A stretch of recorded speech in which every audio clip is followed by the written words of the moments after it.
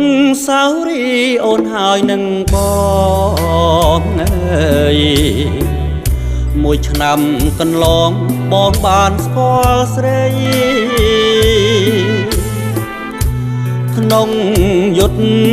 ធនាការចោះវងវែងដីសៀមរាបបូរីទឹកដីខេមរា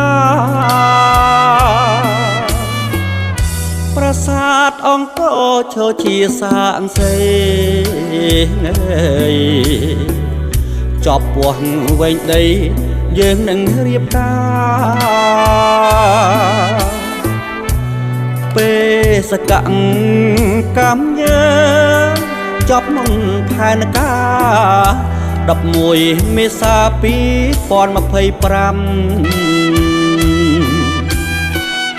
ដីលំនេឋានដីស្រែចំការដីគេដូនតាគ្រួសារខ្មែរពិតរាជរដ្ឋថាពិបា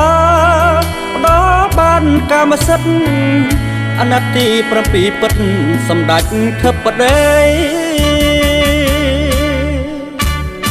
ចប់ចុងបញ្ជាចែកបានកម្មសិទ្ធិវិវាទបញ្ចប់ពលរដ្ឋផុតភ័យកុំភ្លេចសន្យារឿងបងនឹងស្រីបាច់ការស្លាជ័យលើដីសន្តិភាព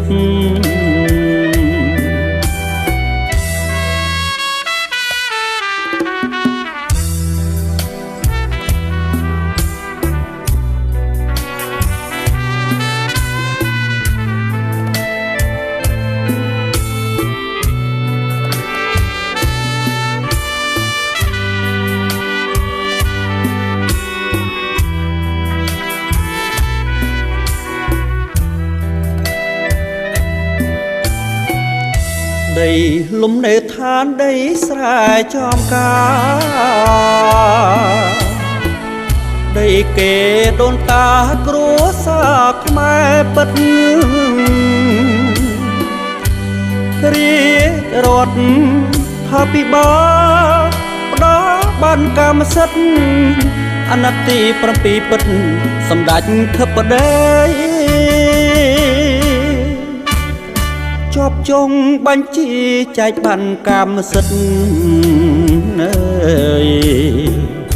វិវាទបញ្ចប់ពលរដ្ឋផុតភ័យ